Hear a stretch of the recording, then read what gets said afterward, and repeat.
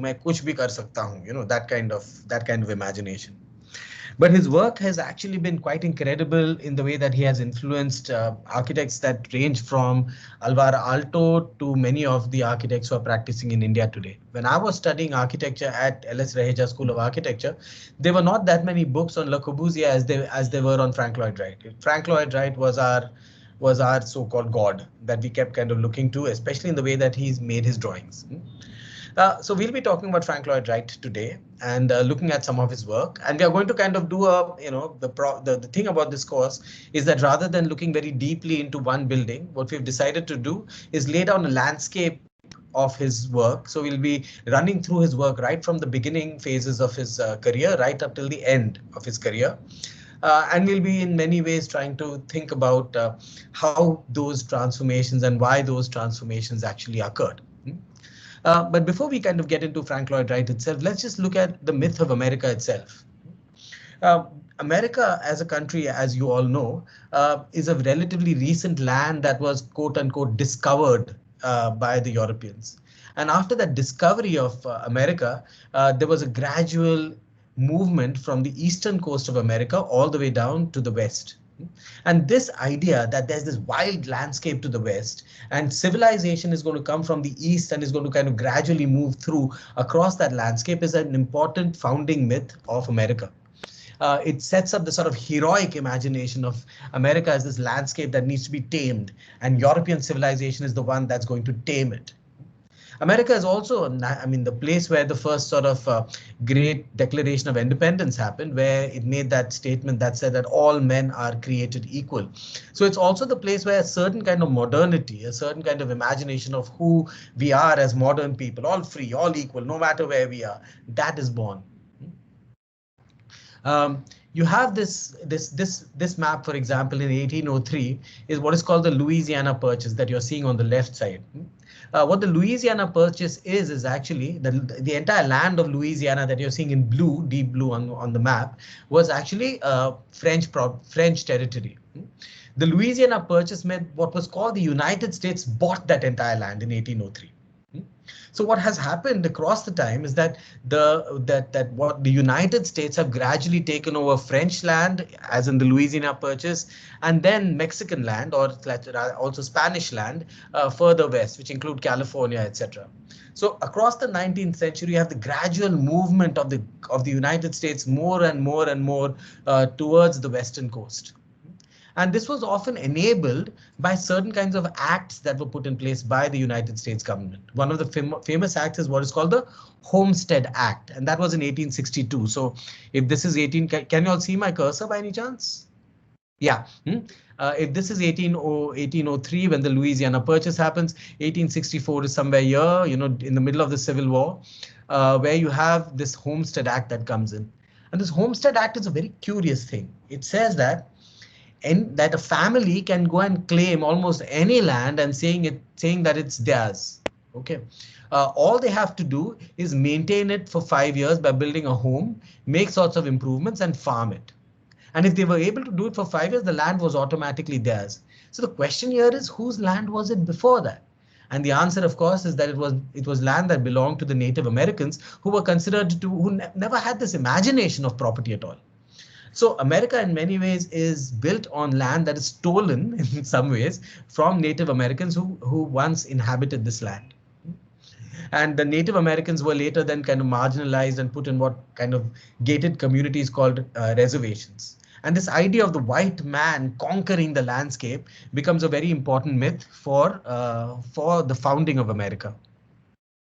Another incredible kind of story that if you all have the time you can watch is a film is documented in a film called Far and Away with Tom Cruise and Nicole Kidman, where this land that exists in somewhere in kind of, I think it was Utah, okay, oh sorry, Oklahoma, was just gridded conceptually, right?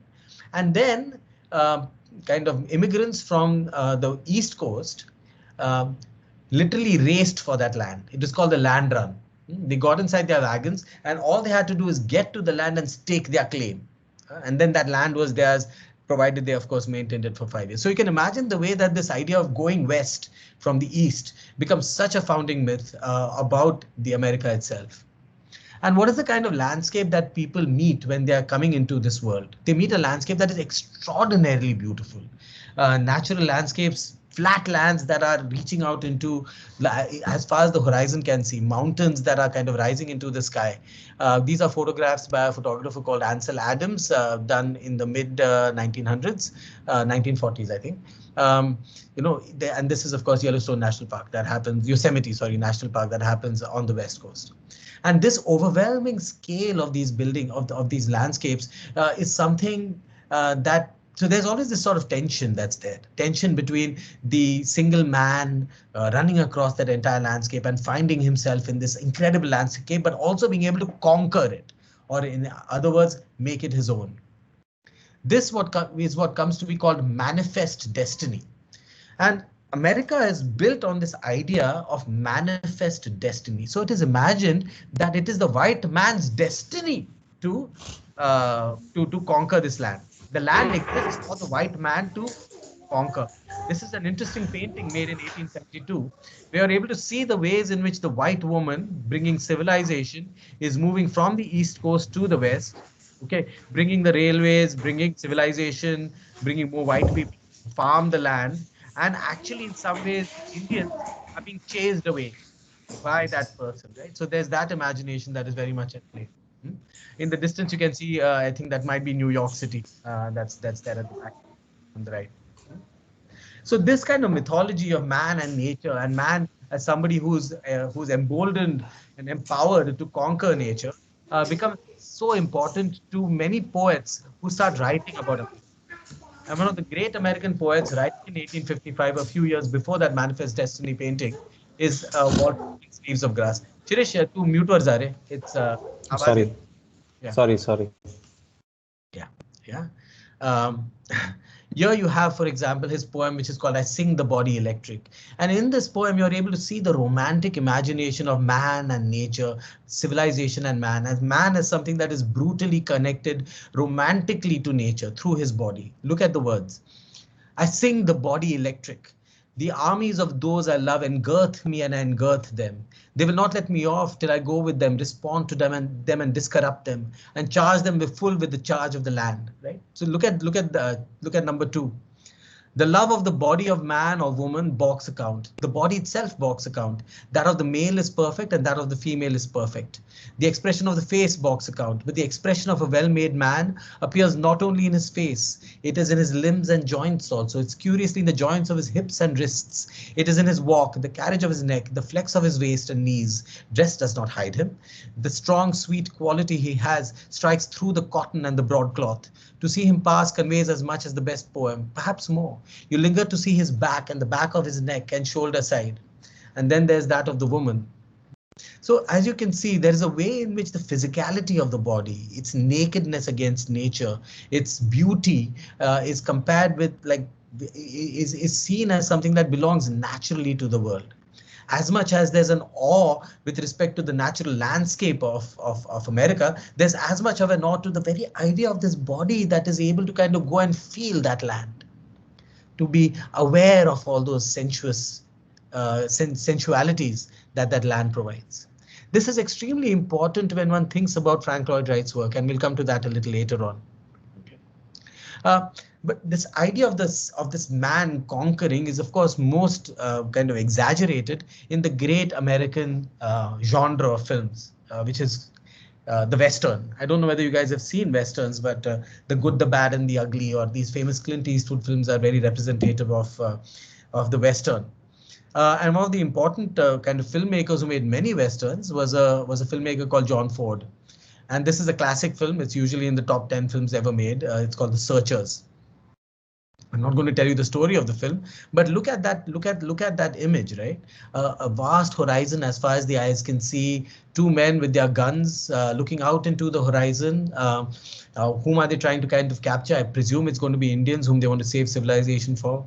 And this extraordinary kind of purple red sky that is reaching out into the sky, right? And it's a powerful imagination of man versus nature.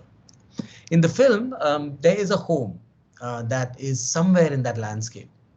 And this home is the one that you can imagine one of these pioneers who are moving westwards is actually setting up, one of those homesteads that we spoke of earlier. At the edge of the home is this veranda, and from the veranda, as far as the eye can see, is this flat land, a desert that reaches out forever. It's in that landscape that these two lonely people go and find things, in the distance. It is that landscape that has these sorts of horizons that go on forever and perpetually in the danger of being kind of destroyed by the what I imagined as the brutal, wild and untamed Indians. It's within that entire world of empty horizons that there's a hearth, a place of shelter, a place of warmth that exists around which the typical European American nuclear family tends to gather. So while the hearth becomes a place for this shelter, for waiting, look at the stonework around it. Brutal. You can see the wood for the wood. You can see the stone for the stone. You can see the kind of simplicity of that entire feeling that's imagined of the hearth, the place where warmth exists. And the center of that is the fireplace. It is this sort of imagination of the landscape that seems to determine a lot of what Frank Lloyd Wright ends up doing, especially in the first phase of his career, which is called the Prairie Phase. What we'll be doing for the rest of the lecture is that we will be going through 3 of these phases and very quickly looking at some of the important buildings that he did. I felt that was important. I think we feel that it's important for you to get a sense of the various kinds of work that the person has done, and really then treat this as a way in which you guys can go ahead and do further research into the work that you see. This is going to be a pattern that we will be having across the entire semester. Broad brushed strokes, broad brushed sort of themes, and not necessarily very really talking about the building and its detailing. I think you all have that other course, architectural ADL, I think it's called, for that to happen. But we are more interested in the historical and the theoretical landscape within which Frank Lloyd Wright works lie. So this is fundamentally loosely what we'll be looking at. You have the first phase, which loosely starts around 1893 when he started his own practice, up till 1914, which is the First World War. The second phase is in between the wars, largely. But there's a long period in the middle, I think from 1920s until 1930s, where actually the man has no work. He's been completely discarded. He's been seen as a has-been. He's considered old-fashioned. His family life becomes very controversial, so many clients turn away from him until he comes back later on with his masterpiece, which is, of course, Falling Water. And then he has a resurgence again. So his life story itself is very entertaining. It's like a total soap opera. And we'll touch upon little bits of that as we are telling the story, as we are moving through. Yeah. But first we'll start off with his early phase, which are largely called the Prairie Houses. Prairie Houses. So the Frank Lloyd Wright was based in Chicago, which is on the edge of what is the prairie. The prairie is this extraordinary landscape that exists in the middle of America, Dakota, Illinois, Wisconsin, these flat lands that go on as far as the eye can see. It is in this prairie that Frank Lloyd Wright has grown up, in Wisconsin and in Chicago. And he then moves to Chicago. He starts working with this firm called Sullivan and Adler, Adler and Sullivan, actually, whom we'll be looking at next week when we look at the Chicago skyscrapers. And after a while, he's a little like kind of tired of working for Sullivan. He's also very ambitious, and he starts taking projects on the side, which Sullivan doesn't like. So Sullivan fires him. Frank Lloyd Wright then starts his own firm in Oak Park, which is a suburb of Chicago. And over there, he starts building his first houses. And these homes start off with a fairly traditional imagination of home, but then finally end up becoming what are called the Prairie Homes. So this is loosely a map of Chicago. Chicago is on the lake, so the main downtown is to the east here, where you see all this clustering of buildings. These are all the buildings I went to last year, so they're all there, stars. And this is Oak Park, which is here. It's connected by a train line, which was just introduced at that time. So the train then becomes the place. It becomes the first sort of suburb of Chicago. It's in Oak Park that you can see all the designs by Frank Lloyd Wright. Then if you just look around the edge over, you'll realize that they are largely fairly traditional looking, sloping roofs and things like that, until you also see these sorts of buildings that are coming, that are stretching across and emphasizing the horizontals. Rohan, your slide transition a little slowly, huh?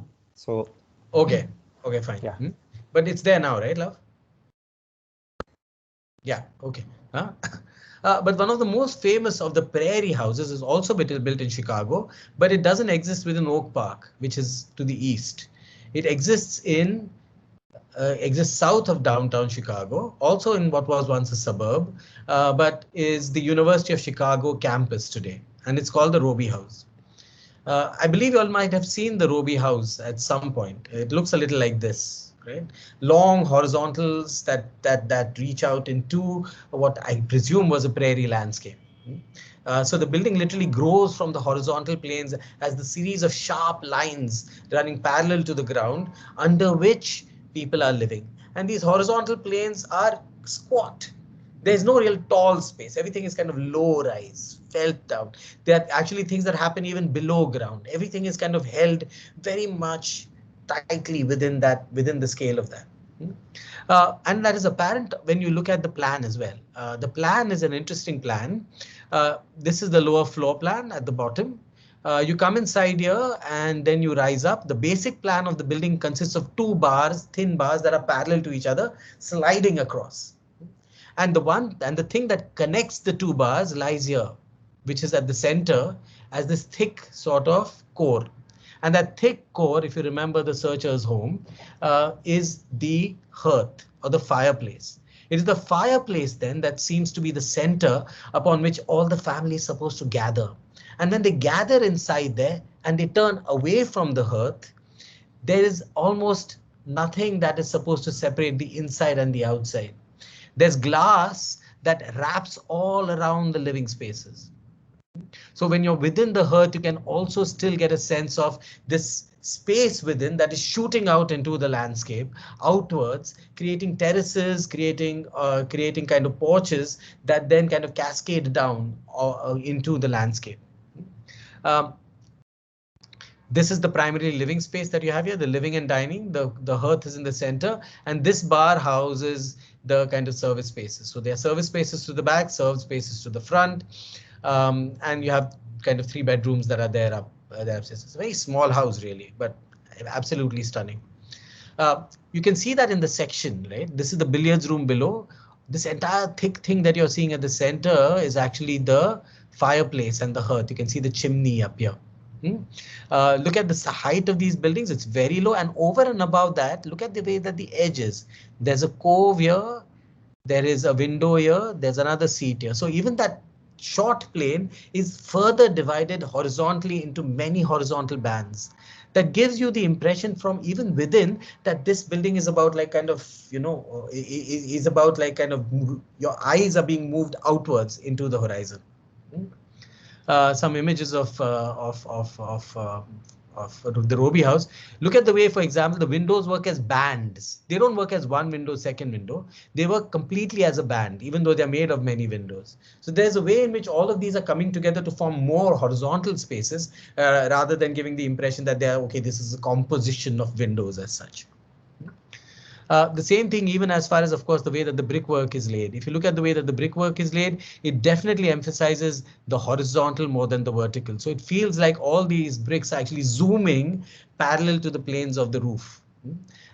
Even the way that the coping on the terrace happens, or even the way that the planters happen, you can see the emphasis perpetually on the horizontal planes.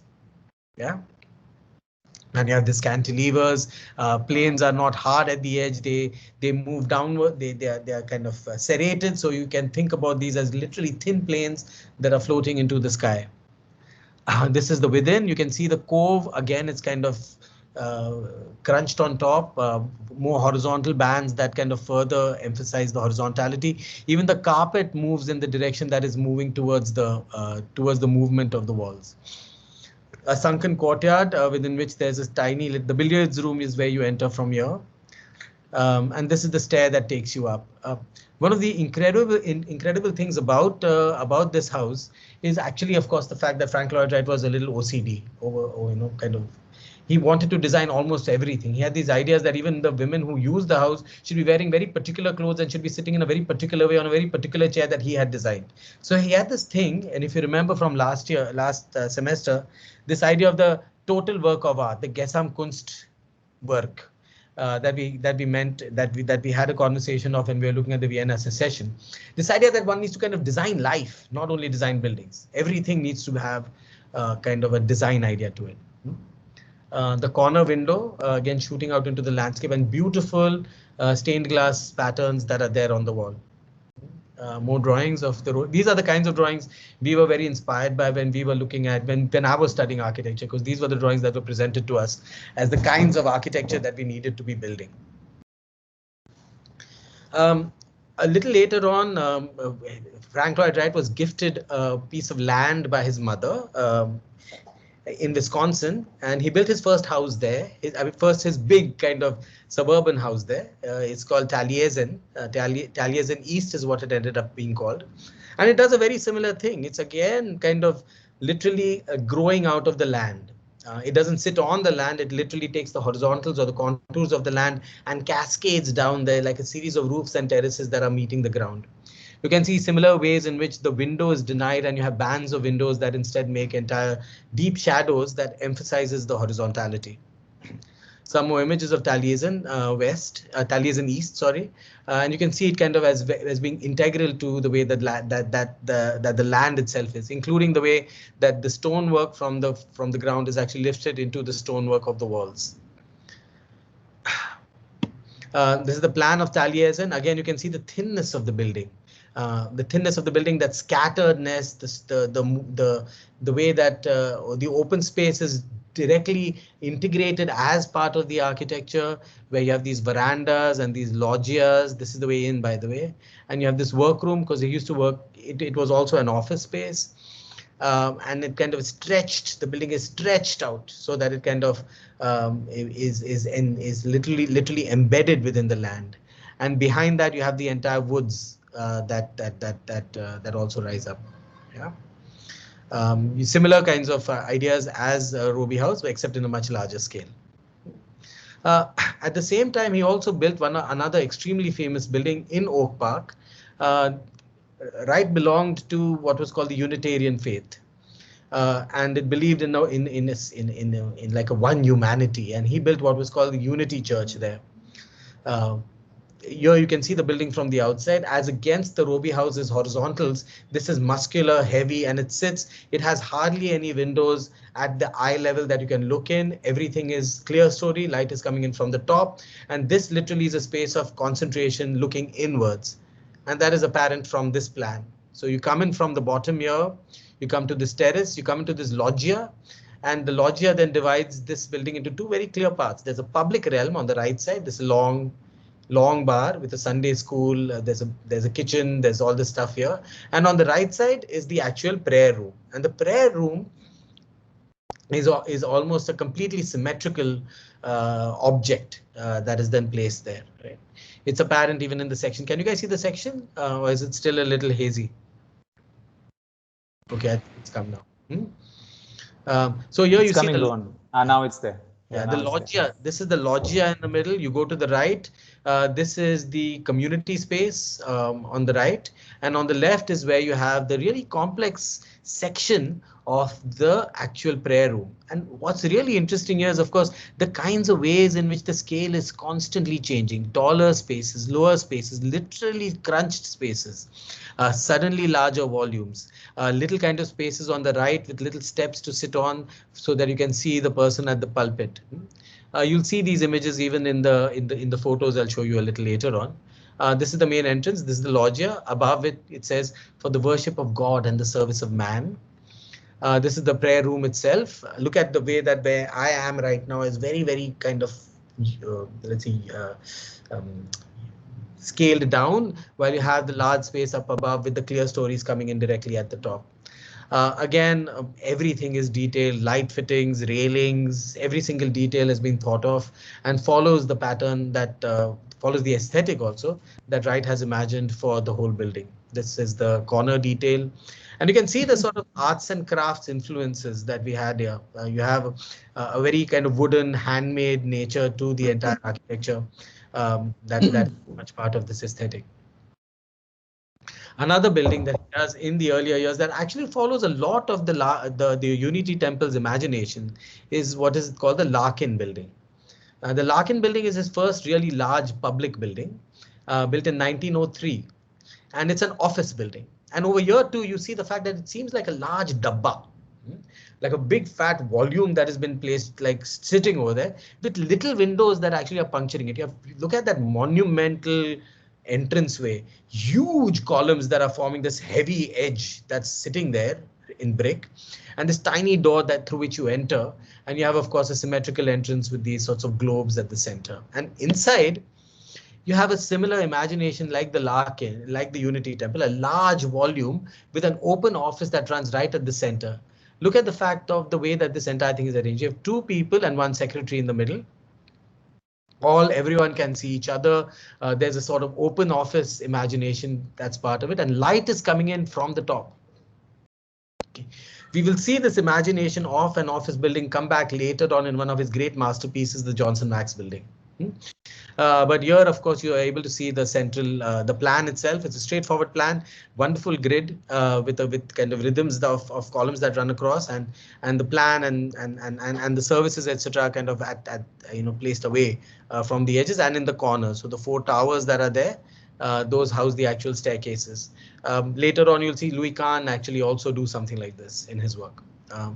This is a section of the building. Here you can see the offices and the common space at the center, the glass through which the light comes in, and those are the other offices. And of course, you had these slogans on the walls: intelligence, enthusiasm, control, so all of these ideas about what makes a great workspace. This particular motif of the circle held within that square seems to be a particular fetish of his in these years. You see that sort of motive for the light fitting almost in every single one of his works at this phase. I'm skipping some other buildings. You all can look. I'm skipping, but I'll be looking at now the next phase of his work. The next phase of his work is really the phase where he goes to California, right? Now, what happens in this phase? Now, I need to get a little bit of personal information here because it's quite quite a story actually. Is that Frank Lloyd Wright leaves his first wife in Oak Park and then moves to his Taliesin house. And over there, while he's living with, he has a family, he has a wife, whatever. And what happens is that one day he's working on Midway Gardens in 1914 in the city, and his servant actually burns the entire place down, and his wife and kids, etc., are killed. So it's a great tragedy in his life at that point. And that tragedy then also becomes representative of an important change within his entire career, where he starts then really kind of thinking about, he starts doing these houses in California that are very, very radically different from the houses that he's done so far in his career. Some of the most important buildings of his career is one of them is called the Imperial Hotel. That is very much part of this phase in his life. Now, 1893, we need to go back a little. The same year that Frank Lloyd Wright started his own practice in Chicago, there was a great fair in Chicago that was called the Colombian Exposition, designed by Daniel Burnham. Again, that's for next week. In this particular fair in 1893, there was a Japanese pavilion.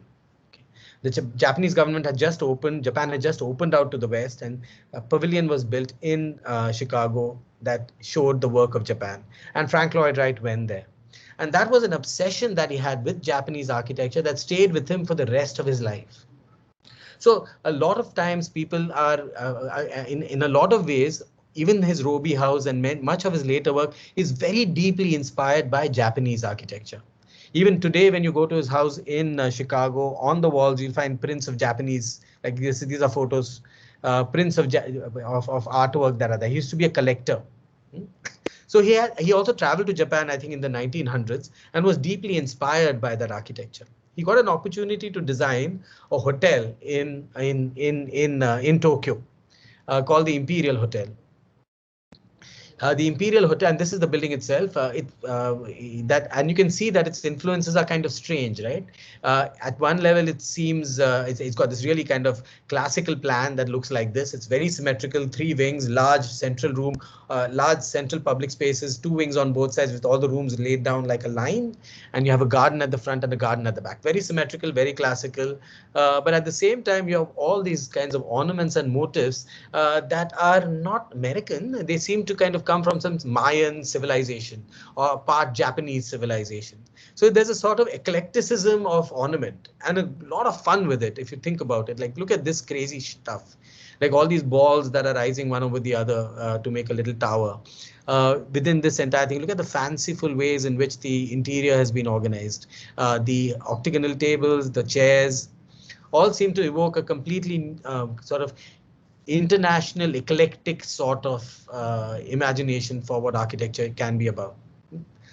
Even the garden itself doesn't necessarily evoke a traditional Japanese garden. There's something kind of unique about it.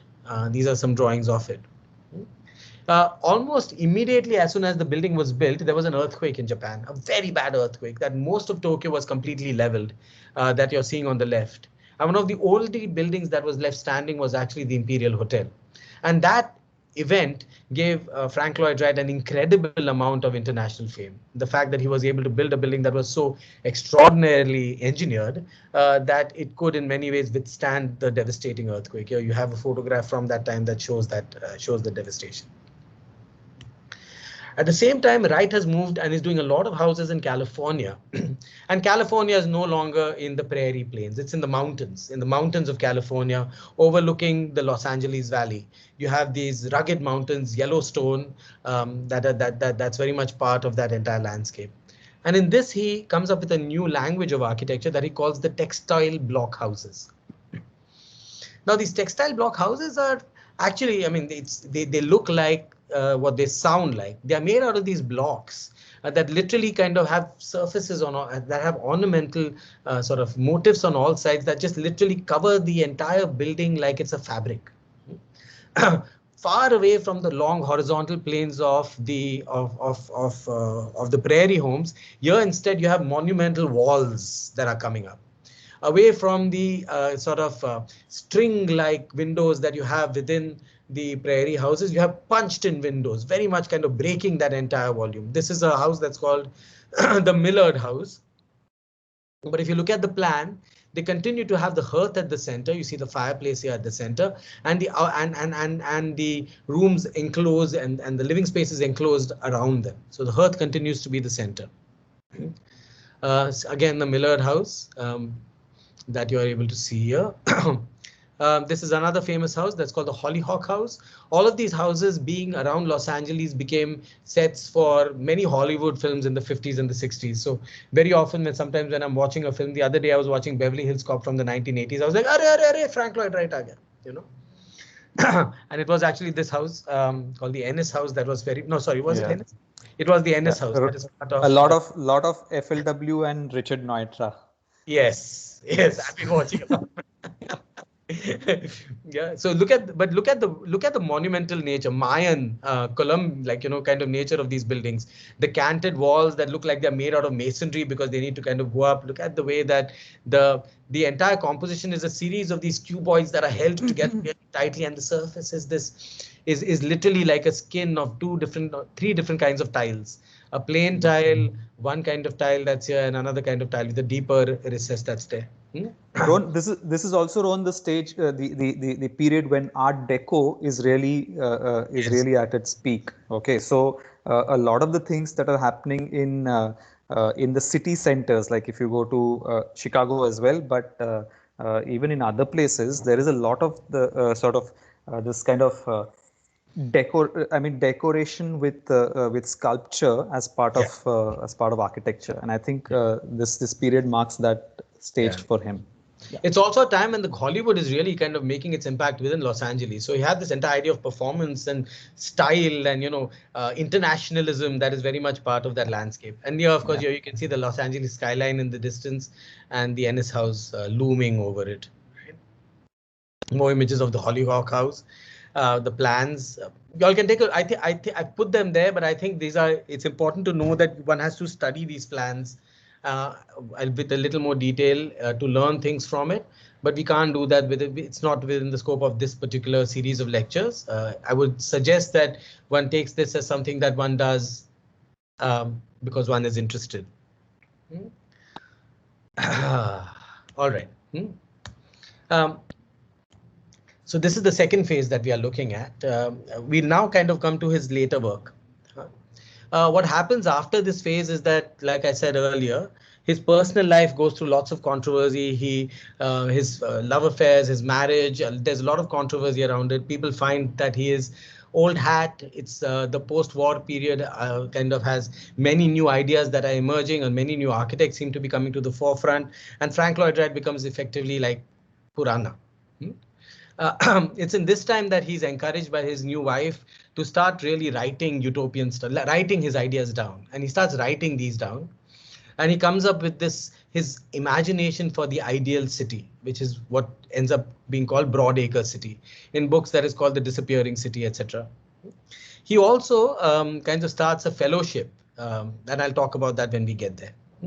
But let's just look at how he imagines the ideal American city. It's called Broadacre City. And you can see that it actually is an elaboration of these ideas that have shaped his work. Like you have 1 acre plots that are then set aside with a grid unending, like the American grid that grids the whole country. Within the Great American Grid, you have these little 1 acre plots, agricultural plots, tiny little houses that are there, which would all be imagined as, I guess, prairie houses. And everybody has a car that would move from one place to the other. And this is imagined as the ideal city. Of course, that then ends up becoming these great American suburbs as well. But of course, you need not necessarily only drive in these beautiful fancy cars that he has drawn here. You could also fly. You can have these kinds of flying cars, etc., that are part of the way that you could go from the home to the center of the city, where you will have more Frank Lloyd Wright skyscrapers that you can work in. But one important thing with this, of course, is that these houses, what would they be? And he comes up with this idea that these houses should be small, prefabricated, easy to use, and really meant for tiny American families. He comes up with this term called Usonian. And Usonian for him is a specifically American imagination. The idea of America is the idea of the US, United States, Usonia. And this idyllic world that he imagines would be populated by these houses that can be prefabricated and built and designed by him, which are called the Usonian houses. One of the first Usonian houses is built in 1934. Okay, it's called the what's it called now? Really long name, huh? Herbert and Catherine Jacobs' first house. It's very, very, very small house. And if you see the plan of the house, it's really kind of tiny. Kuch hai nahi. Huh? Usually, most Usonian houses are built like L's. They usually have a complete blank outside wall, so you don't have any windows on the to the main street, and the inside opens out onto a courtyard that can be used. And this courtyard has two wings. One is a living wing, and the other one is the bedroom wing. And at the junction of the two wings is where the kitchen and the dining and all lie. All usually ground story. You have and they usually have kind of these ventilators within for natural ventilation when you need it. So this is the interior of a typical Usonian home, in fact, of that home. This is the living space. This is the wall of books that you're seeing on the right side. These are some more images from the landscape side, where you can again see the glass opening out fully towards the garden.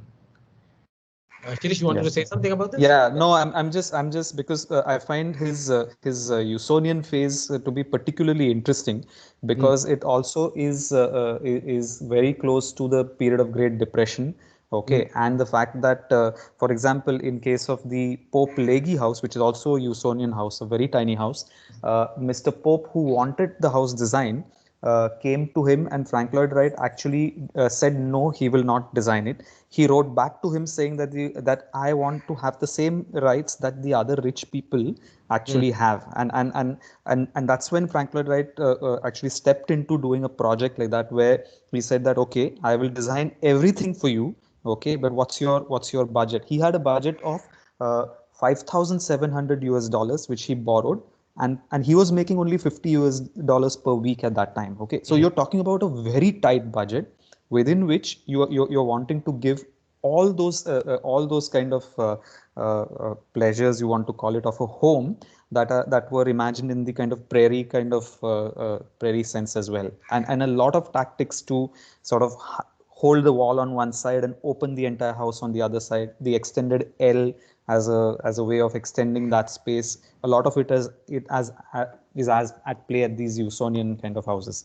Yeah. And the other is this idea of Usonia as this new American nationalist kind of way Mm. of thinking about space, separate from, say, Canada or Mexico and things like. It's a very very interesting kind of a attempt, at Yeah. consolidating sort Mm. of resources. Yeah. Yeah.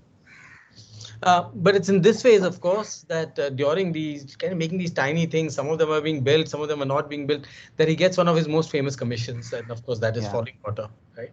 Yeah. And Falling Water is, I mean, there is no um, drawing or a description that can really tell you about the building. It's an extraordinary building. It's a building built in it's in the middle of a forest within a landscape, built for extremely rich people. Okay, and it's a building where you see where you see the kind of idea of growth from the land, very much part of his philosophy, taken to its most extreme and abstract imagination, where the ground itself rises in these towers as these stone towers that are holding that are holding the building, while the horizontals cascade or move out and literally kind of float over that over this cascading stream Yeah. where you can actually go and sit. These are images of Frank Lloyd, of the house itself. You can see the fact that all the verticals meet the ground and literally kind of merge with the ground, but the horizontals literally float away from it. The thinness of that entire thing. Um, this is the and of course it changes every time with what's around it.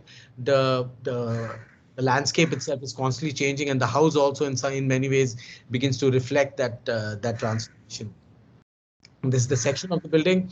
What's interesting about the section of the building is, of course, the fact that it literally is clinging to the land that you're seeing on the right. Clinging to that. You have these long horizontals that are moving out. Again, like in the prairie houses, these are not tall spaces. In fact, they're not big spaces. They are very small spaces. Very, very tight, actually. Smaller than some of our bedrooms, some of these rooms are. But you can see the terraces move out over the land, and you see the fact that how it's anchored to the ground at the back entirely. More images of falling water. And the plan is also kind of fairly interesting, where you see all the heaviness of the walls is all to the back, and and if you squint your eyes and see, you'll see all the spaces that are towards the water and towards the forest are all effectively removed of walls. So literally Yeah. you have these sorts of views that are possible, where the hearth continues to exist, but on the edge of the horizon is the forest. It is Yeah. actually in many ways so similar to the prairie house diagram, but completely in a new way, entirely. Sorry, uh, Rohan, the yeah, Kaufman's that entire mountain range is theirs, by the way. It's 1,500 I- acres of yeah, land. yeah. Okay, so it's like the idea of control on land and the idea of property is so different in America at that time. Like the amount of land that you can actually hold. There's no restriction, Yeah. and so I mean it's incredible how how Rich he's people able are. to. Incredible, like. Yeah, this is the bedroom, and it's really tiny. This is literally, I'm standing in the door and I'm taking a photo. It's very small, and it has a little desk, a fireplace. That same fireplace goes down, the chair and a bed, a single bed. That's the thing, right? There are rocks literally that are growing within the house itself. like this, and this is again the fireplace from somewhere else. This is the final phase of his work, and what happens in this phase is that he really needs to kind of get his act back together. His wife gives him the idea that, people may not be hiring you right now, but you're still famous. So she says that let's start an interesting thing. Let's start a fellowship where people can come and learn from you. And that's how we'll make money fundamentally. So he started an architecture school that didn't give a degree, but you had the privilege in many ways of working with him.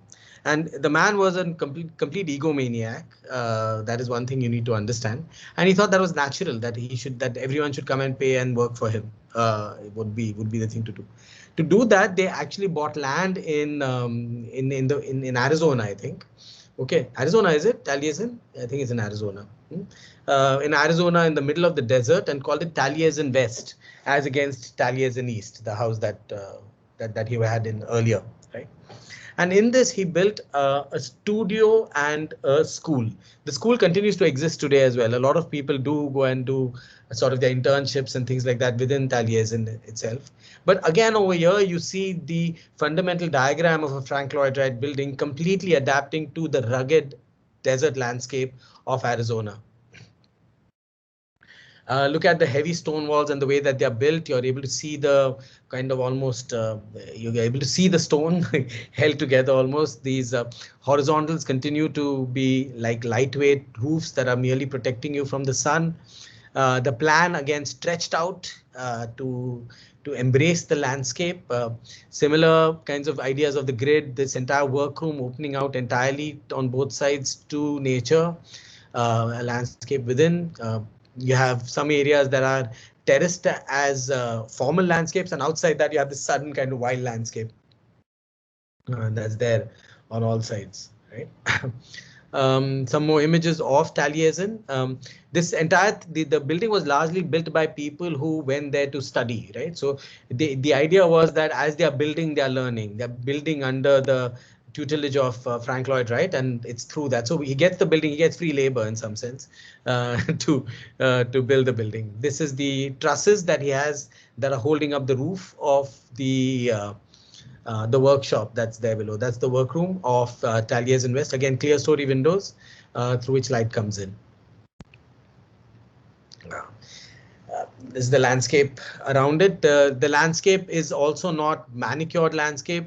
The landscape literally is one that is just a sort of engineering of the existing land and made into formalized in some way. So you get the existing landscape is not completely erased. The existing tree is also not completely replaced. The other kind of famous buildings of this particular phase is, of course, the Johnson Wax building. The Johnson Wax building, if you remember the Larkin building we spoke of earlier with a big box with the center as this kind of atrium where people are working together. The Johnson Wax is the ultimate representation of that. This is the Johnson Wax building. The entire building is imagined as a large forest actually of columns with light coming with skylights in the middle, these mushroom columns with skylights in the middle, and this large workroom in the middle where everyone is working in clear sight with each other. The officers are sitting on top and they can take a look down at what's happening in the main workroom. This is the plan. This is the large kind of wall enveloping the entire thing. Again, no windows at eye levels look out. Everything is looking inwards. These circular stairways take you up to the gallery on top, and here you have the other part of the building, the more kind of official functions that happen there. The more famous one is, of course, this box to the right. This is the section that runs through. Here you can see the mushroom columns that are running all the way, making the entire workspace here. This is the tower. Here is the section through the workspace. You're able to see the fact that structure is removed from the edge. Structure is actually these columns that are holding up these slabs as well as the roof. This is entirely non-supporting. So what happens is that since this is entirely non-supporting, these entire surfaces can be made completely in glass, running all the way through. You see this again at the Guggenheim Museum. So light is coming in from the top. This is these are the mushroom columns itself. When the building was being built, there was a controversy. Everyone said that these stupid columns will not stand, they will fall. So Frank Lloyd Wright did this test. I have a video of that somewhere. But they piled the columns with these sacks of sand, and actually the column could take, it was I think it was almost 2 times the load that they were supposed to take. So the client was convinced, and then that became the project. This is Wright, by the way, standing on the right with the hat. More images of the Johnson Wax building. This is the entrance that comes in between the two wings. The bridge is on top. Finally, a project that was finished after he died, actually, in 1956, is the Guggenheim Museum. It's an unusual building because it seems to grow out of the grid of New York, but at the same time, it also is challenging the grid of New York. The grid of New York continues relentlessly until it comes to Central Park. And at Central Park, suddenly you have this kind of great white swirl that is rising like a vessel. And that is, of course, the Guggenheim Museum. This is the Guggenheim. The interesting thing is the way, of course, the drum meets the ground. It doesn't meet it. What Wright does is that he's able to kind of evolve a system through which the circle meets the grid of the ground, and that entire thing forms a sort of plaza at the base, and it's from the plaza that you enter the building. Let me just show you the plan. This is the plan of the Guggenheim Museum. That is the corner that you have on the outside. The drum, you come in. This is a gap in between, but you come in through here. And when you come inside into this space is where you have that grand atrium that has become so bloody famous. And this is, of course, that atrium, where the entire building is like a ramp that kind of spirals upwards all along this spiral path that is going up. You can see the light that is coming in from the top to light the artworks. The idea was that you come inside, you buy a ticket, you take a lift, go up first, and then you browse artwork as you're coming down the ramp. It's a very awkward sort of way to look at art, actually, because you're looking at art like when you're always slightly sloping. Some artists had issues with that, but finally it became like, okay, no, people want to show work at the Guggenheim because of the building. So that's another way sometimes in which this works. So this is the ramp that takes you up, and that kind of keeps spiraling upwards. That is, of course, the sectional model that Wright had made of the building. And this is the section as you can see it right now. Below, there's a sort of auditorium piece. You come in at the street level, you come into this space, this ramp, you come up from this ramp, then you turn around, and then you go, whoa, upar. Okay, of course, you can take this lift up, stand there, and then begin to kind of take, come down. That's the Guggenheim Museum. I'm not going to show some of his later works, just to let you know that his later work actually is very interesting and very unusual. This, for example, are two buildings. One is a synagogue, and the other one is the Marin County Center. If you guys have seen the film Gattaca with Ethan Hawke, it's all set in the Marin County Civic Center. It's very, very sci-fi looking. Uma Thurman. Uma Thurman, yes. Uma Thurman and Ethan Hawke, no? I think Ethan Hawke. Ethan Hawke and Uma Thurman, yeah. Is Jude Law also there? He may also be there. Yeah, Jude Law is also there. Yeah, particularly glacial quality Jude Law has. So I think he'll also be part of that film. So one of the great things about Frank Lloyd Wright's legacy for us is actually the myth of the hero architect. The book Ayn Rand's The Fountainhead was not necessarily completely based on Frank Lloyd Wright, but it seems in many ways that the figure of Howard Roark, this guy who's so radical and so forward-looking that he doesn't care what anybody says, and that architects have taken as their model, I think is based very much on this Frank Lloyd Wright's idea of being the person who is at the avant-garde, who's able to see things in the future, who's able to create spaces for the future. This imagination, of course, has turned out to be very, very dangerous also for the architecture of the next century. It cannot be denied, though, that Frank Lloyd Wright's influence on on architecture around the world has been incredibly large.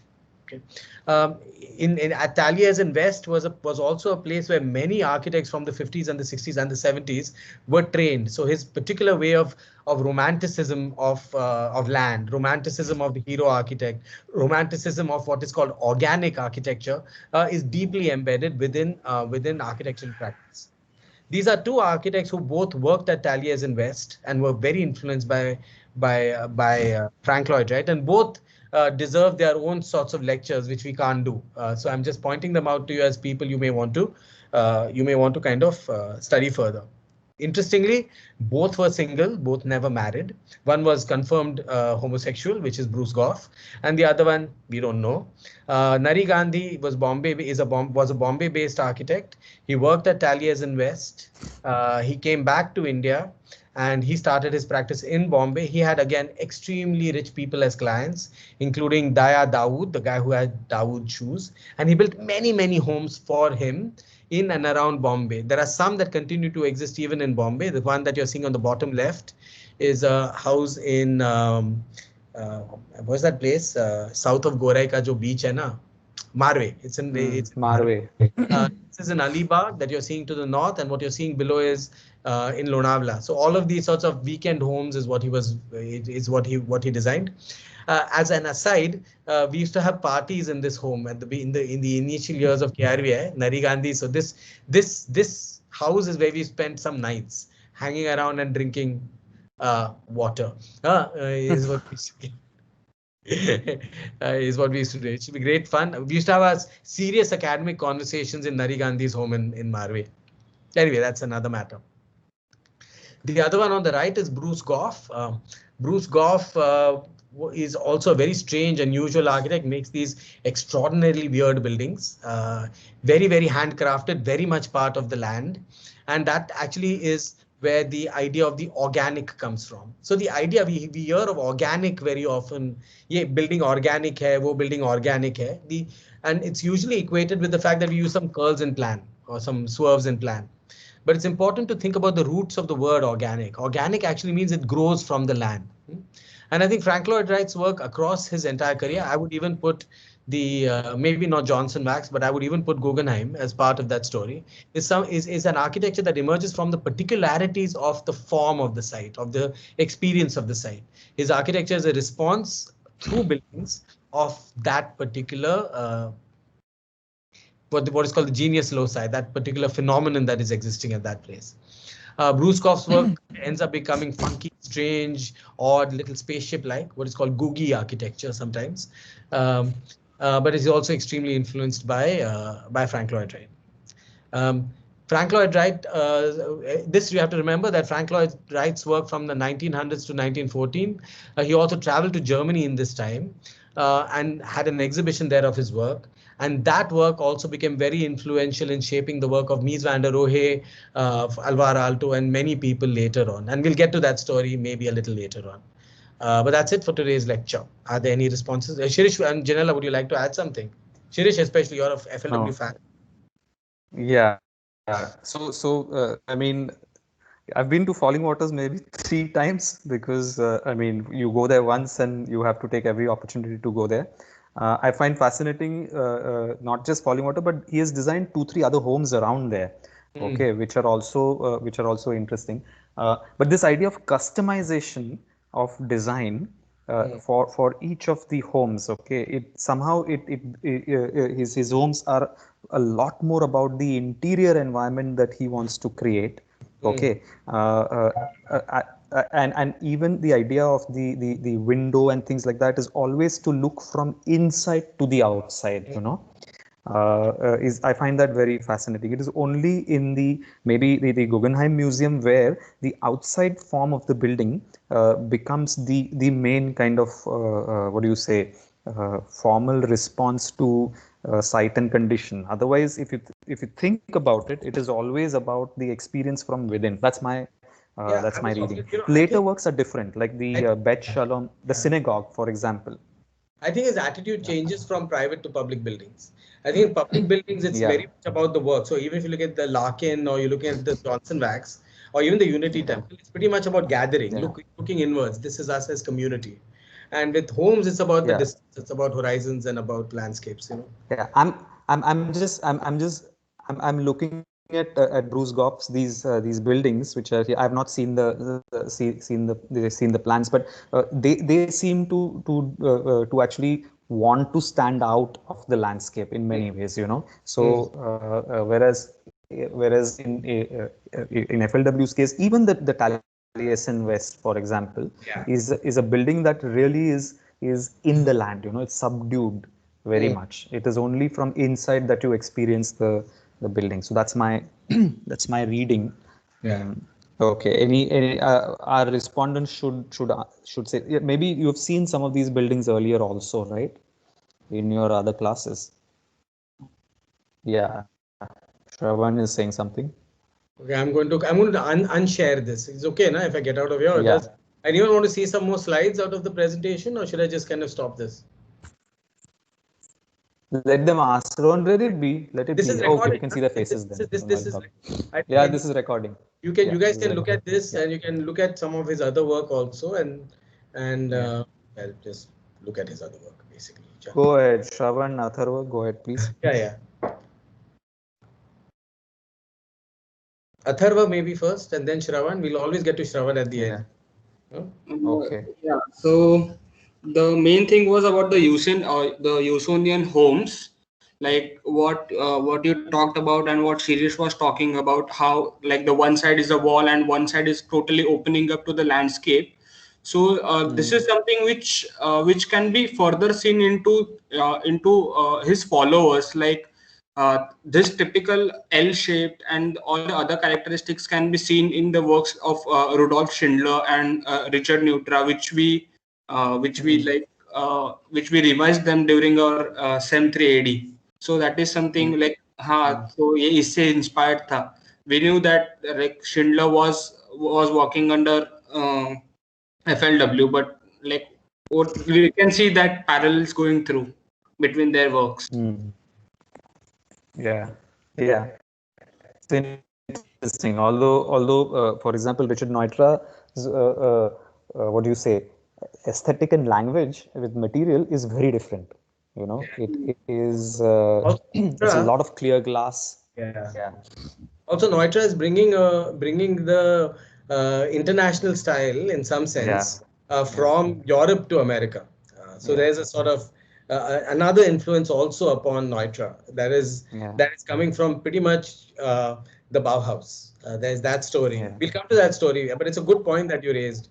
This idea of the American home and the relationship with landscape is an interesting story. Which building by Neutra did you take a look at while you were Schindler and Neutra? Which are the buildings you saw? Schindler House, they must have seen. Yeah, mostly it was Schindler's House and projects by Schindler. I see. I see. So that house that he Neutra. Yeah. Again, but a cross plan, right? Like a cross plan like this. Yeah. With the center again being the fireplace and things opening in all four directions. One side anchoring the swimming pool. Yeah, like is that the one? In Schindler's House, it's like intersection of three L's. So that and the whole three L's become like a pinwheel structure, and like as you said, the center point becomes the fireplace. So yeah, that is something like that first thing which came into my mind because I studied it for like a particular reason. Yeah. Okay. Anyone else? Or Shravan, you want to kind of. Anyone else? No, Shravan, go ahead. All right. So there's no like good way for me to say this in academic context. I'm just going to try and power through it. So there's this kind of L shape that we see repeated in a lot of Wright's work, and this kind of ties into something else he was studying, and it's more obvious in the Guggenheim plan, which is this kind of phallic nature of a lot of architecture. And I mean, even in he is seen as like this kind of powerful American man, like especially in the kind of 40s where American masculinity was at this kind of peak because of the period between the wars. And I'm wondering if that had any kind of effect on his architecture, if not intentionally, then as a result of his legacy. Because if you look at, okay, no, not really that. But yeah, like in terms of his legacy, has it been interpreted in that way, even if it's not intentional? I think that there is I don't know whether it can be about the phallic nature of the building itself. I mean, that I'm not very certain about because I think that would be too simplistic a sort of kind of thing to make. And I don't think his buildings, I mean, That way you can read a phallus onto almost anything, right? Horizontal phallus, vertical phallus, diagonal phallus. We can keep kind of having that for the fun of it. So I would keep away from that sort of symbolic reading of one versus the other. However, I think the idea of the macho architect, the architect who is this, I will stand, I will do it, I will show you, that particular hero architect figure is pretty much epitomized by the figure of Frank Lloyd Wright. Both for better and for worse. I think his sort of heroism is what also inspired Ayn Rand to make that very annoying central figure of her book Fountainhead, Howard Rourke, who I feel like slapping most of the time when I read the book. It's just one of the most irritating, sexist, misogynistic, misanthropic people I've ever seen in my life. And it's imagined that for an architect to be great, it's important for them to be misogynistic and misanthropic. So the architect figure as a masculinist figure, as a man, as the man, okay, is something that also comes from the fact that the architecture, that architecture itself is imagined as a creative field, and a creative field comes from the individual genius of somebody who makes automatically most amazing things. So it's, first of all, it's important to imagine that even Frank Lloyd Wright wasn't that original, that he got his influences from Japanese architecture. He got his influences from Louis Sullivan. He got his influences from traditional American architecture. That we are all always products of our history. We are all always products of the landscapes in which we are born, and of the, yes, you could call it the ethos of that particular land. And if we are Rohan, yeah. Sorry, at the same time, I don't think he was particularly interested in making tall buildings. In the sense that one of his last proposals is a mile-high skyscraper for Chicago. Yeah, right? but again, okay, but again, coming from this idea of, I mean, it's in many ways the building as a city kind of an idea, right? It's not necessarily only coming from that he wants to reach a mile high. I mean, which many other architects at that time in the US were about, like all your tall high rises across many cities in America, not only New York, okay, wanting to create buildings that are one taller than the other, just because, yeah. I think Shravan, your question concerning phalluses, we'll be kind of talking about it a little bit more next week, because next week I'm trying to, this is a little difficult as a lecture, I've never done it before. Frank Lloyd Wright I've spoken of earlier, so I'm a little more comfortable with his work. But I'm trying to, for your class, look at the idea of the Chicago skyscraper, looking at the skyscraper as a form. So maybe at that time also we'll come back to the very idea of height as something that represents power, and height that represents a certain kind of masculinity, and seminal. I mean, seminal is a strange word. No, it comes from semen. Seminal beauties, seminal kinds of ideas of creativity that are also there.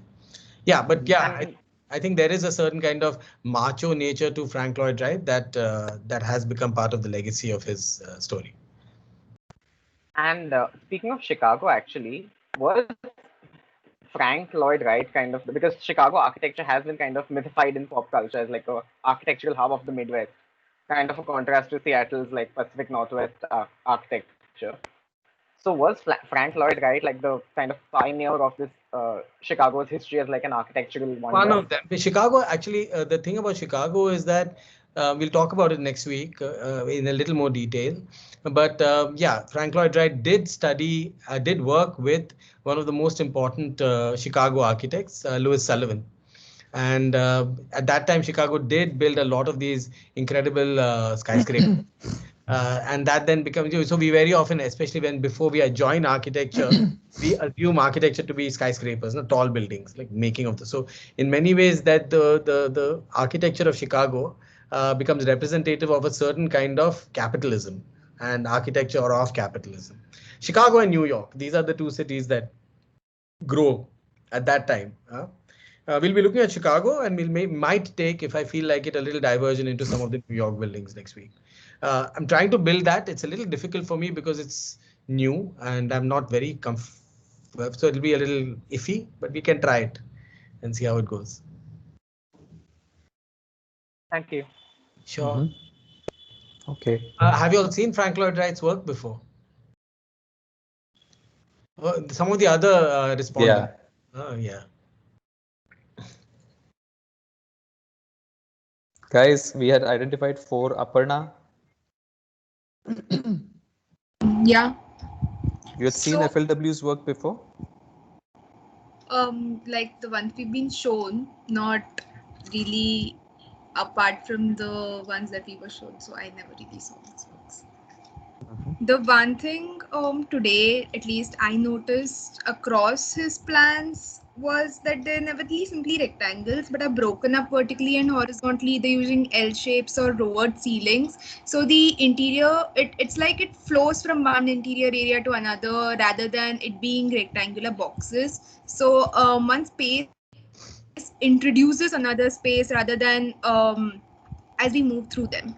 Something like that, I guess, which I saw. Yeah. Do you think that that particular idea of man and nature or humanity and nature, like this particular idea of you see similar sorts of ideas of nature and building so much in Alibag homes and all these houses that you go to, na? Farmhouses and all. This idea of like being a family within nature. There's this particular ideal imagination of home that is part of this. When you draw a home, you draw it like that, now with garden on all sides. It seems like Frank Lloyd Wright's work comes from that idea of a particular kind of family also, no? Like that home also implies that there's a family with a front yard, backyard, garden, dog, car, no? And that then becomes the ideal home for actually the world, which is a very strange thing. Atharva, you have your hand up, my friend. Yes, so like this thing just came into my mind at the end of the lecture. Like we were talking about the man of architecture or the hero, and like we discussed his project, and then we came up to his colleague, like his followers, like Nari Gandhi, and like most of them, almost 80% of them were like private homes. So like didn't that become the notion that architecture is for the rich? So that is something that I came to my mind. It's a good question, actually. I mean, that's the funny thing about modern architecture, that most of its great avant-garde movements have actually been more interested in building rich people's homes and then claiming they're doing things for the common good. It's a very strange contradiction, but it is a contradiction, my friend, that we all know. Even today, you have lots of people say sustainability, and build these really rich people's homes in Alibag. So you're like, ah, ye kya hua? So it's a kind of one of those amazing contradictions of being an architect, actually, generally. We'll see some other works that try and go beyond that later on. I mean, to give Frank Lloyd Wright his due, the Usonian imagination was not meant for rich people. It was meant for middle class people, actually. Right? But Wright never dealt with mass housing, for example. That just wasn't of interest to him. Wright was a guy who believed that the ideal place for somebody to live was not an apartment, was not the city, it was the landscape. So his work primarily is interested in single family homes. It's an American thing, the single family home. Okay, it's a particular idea of freedom and a particular idea of family that becomes the ideal in the United States of America. That's his world.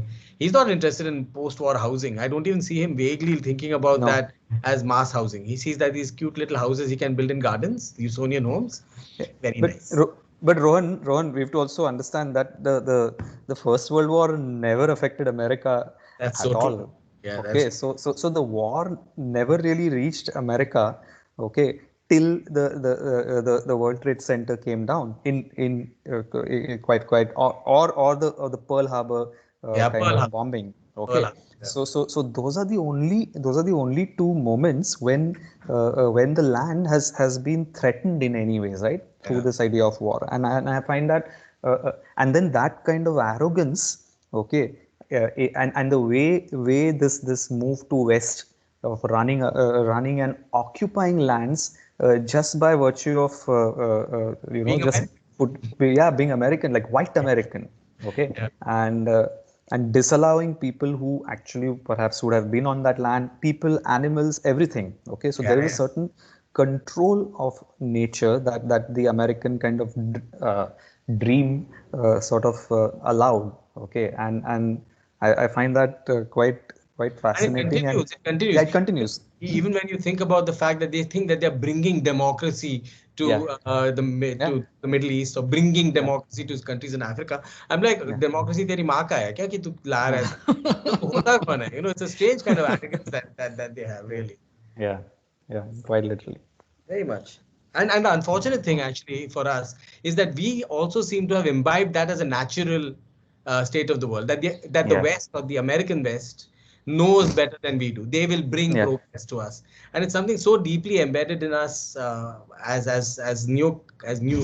post-colonial subjects that we don't even begin to question those. We automatically feel like, yeah, that is natural, Mm. and that's not just us; it's around the world. And China. we don't know any black American architects, for example. Yes, we don't. Okay, we have no documentation, no way of accessing, which there are. It's not that they're not there, and or who was building the public homes, or who was building. Forget We have black, very forget black, women American architects. women American architects, none. Yeah, I mean, yeah, at least at that time, I don't know whether we have a single like name. yeah. Shravan? Also, speaking of the kind of race relations and like gender in America, I've noticed when I was studying Roby House for AD that the house kind of is built like a fortress for like the man, or rather not the man of the house specifically, but like the family to kind of retreat into the further above you go. Like the bottom layer is Yeah, kind of a very guest welcoming area with the children's area and the billiards room. The living room is for more private guests and has one guest bedroom in case the guest is maybe staying the night. And as you go up, you have like the bedrooms and one more guest bedroom. And yeah, the entire services and the servants' bedrooms are all kind of lodged into this one wing, Yeah, living above the garage and the laundry room. yeah, yeah. Like there's this sure idea of like a fortress in his house. I was trying to study falling water, but disjointed in terms of regular building for me to It's a actually difficult kind of building, notice actually. something. Quite honestly, Frank, the Falling Water is a difficult building to understand through drawings. I never understood it until I went there. It is really difficult because it's just yes. so labyrinthine. You know, But it's but Shravan, there's an entire servants wing, not in that part, but a little ahead where you have the car park and all that. That's where the entire servants wing actually happens in Falling Water. yeah. So it is there. I mean, who you think the Kaufmans are going to maintain that house and cook food? Oh, please, they they they own every piece of living thing on that entire 1500 acre, including people probably in the past. So it's yeah, it's absolutely there in that architecture also. Yeah. Anyway, I think Okay. And I don't know if it's a specific. I think in Gobi House. yeah. Sorry, Talk. Shravan. Shravan, sorry, love. Say something. No, because Gobi House, I thought the privacy could be because the client specifically requested for a house where he could look outward, but no one could look inward, right? So I was wondering if like Wright kind of had this idea of a fortress moving upward or moving inward in any of his other domestic structures. I think that would be a natural way in which the house would be Yeah. arranged, where the public realm Yeah. would be at the ground level and you're moving upwards as things get But more but it private. but it it happens in Falling Water also. Yeah, If yeah. you But yeah falling yeah water is because no public only na around. Koi hai hi nahi. no, As but far as even then, the ends. living room, kitchen, and the dining happens at a particular level, and Yeah, then there is that narrow steps that you go up, and the bedrooms get tucked in at the back above. Okay, yeah. so there is another gallery मुझे above, कैसे तुम आ जाओ बड़ा which is a private gallery sorts. Yeah. What do you see? है ना Okay. Okay. Okay. Okay. We are going to kind of spend some more time in America and then we're going to leave America for actually the rest of the semester. So, no, and we'll come back to it at the end.